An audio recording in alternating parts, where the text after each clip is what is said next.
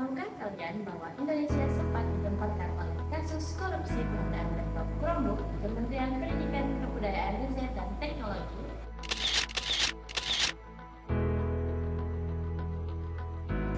Chromebook adalah laptop yang memakai Chrome OS, sistem dari Google, yang merupakan salah satu upaya untuk mendukung program digitalisasi pendidikan yang akan dilakukan di berbagai sekolah. Namun, siapa sangka ternyata di proyek yang besar tersebut muncul dugaan persekongkolan yang menyeret 5 orang tersangka, termasuk nama yang sering kita dengar yaitu mantan Menteri Pendidikan dan Kebudayaan Nadiem Makarim.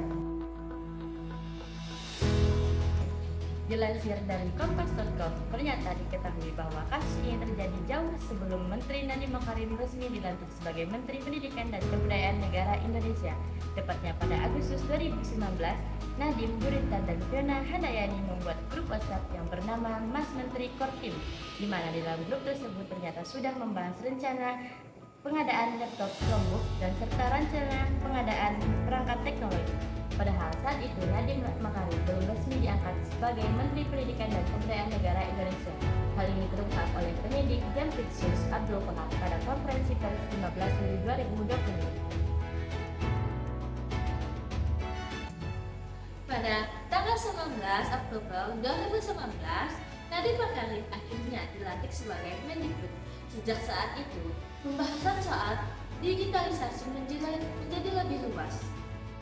Jurisdek sebagai staf khusus mulai aktif menghubungi pihak luar, termasuk seorang konsultan teknologi yang bernama Ibrahim Arif.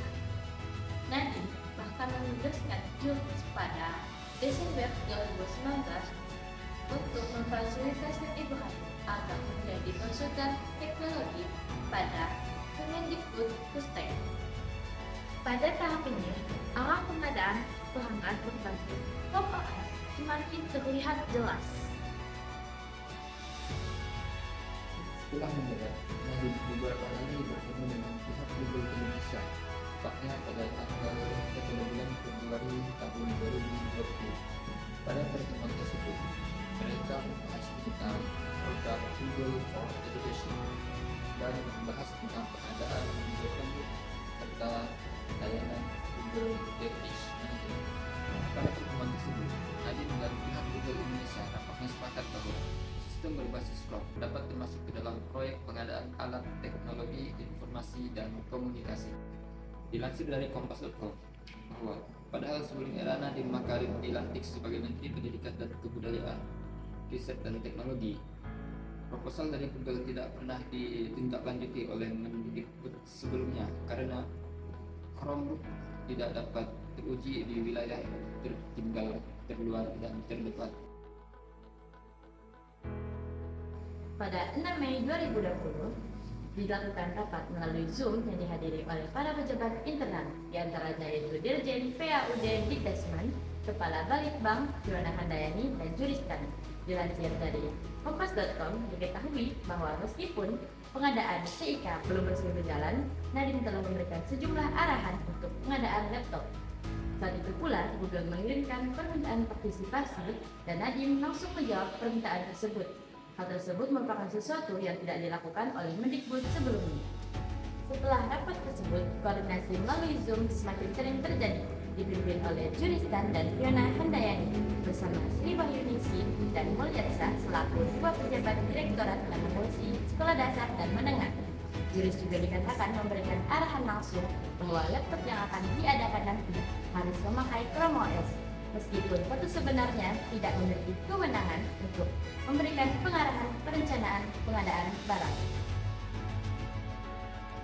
Bagian ini merupakan salah satu titik krusial. Pada tanggal 30 Juni 2020 di Hotel Alhosa, Sri Wahyuningsi bertemu dengan Bambang Hadi Waluyo. Ia meminta agar Bambang menindaklanjuti perintah untuk mengadakan perangkat TIK berbasis Chrome OS. Namun, Sri menganggap Bambang tidak bisa mengikuti arahan yang membuat Sri mengganti Bambang dengan PPK lain yang bernama Wahyu Haryadi. Setelah pergantian, langsung memerintahkan Wahyu untuk menunjuk PT Benika Mentah Dimensi sebagai vendor tersedia laptop komputer. Dia juga meminta metode pengadaan diubah dari e-katalog menjadi siklus serta menyusun pedoman bantuan pemerintah untuk pengadaan data. Hal serupa yang dilakukan Murtiasyah, Direktur SNP.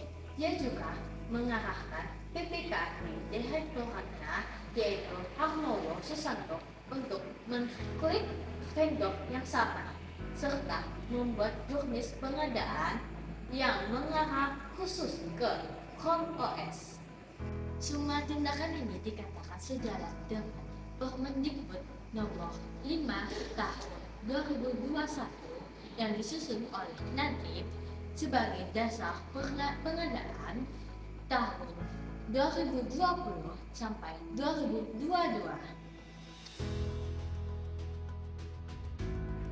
Bijaksana Lu menunjukkan bahwa rangkaian tindakan sejak sebelum pelantikan Nadiem hingga pengaturan vendor adalah sebuah persekongkolan dalam pengadaan produk.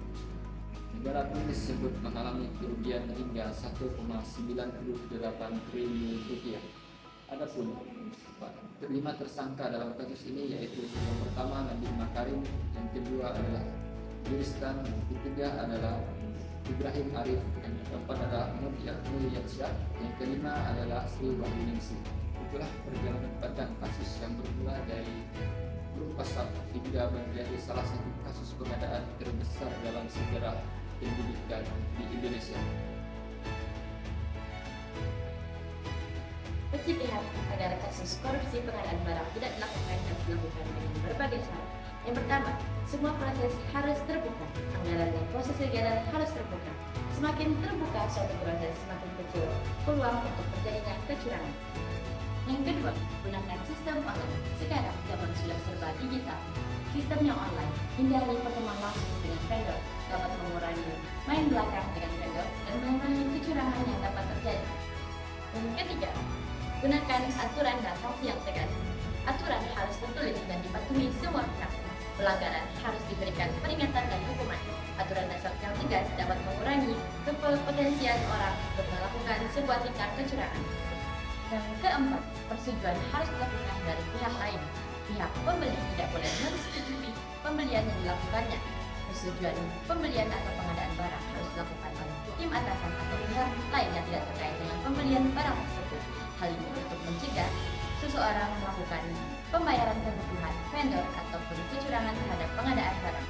Yang kelima, melakukan audit rutin, yaitu pemeriksaan secara internal maupun eksternal, mengecek pengadaan barang secara berkala, serta mencegah penyimpangan sejak awal.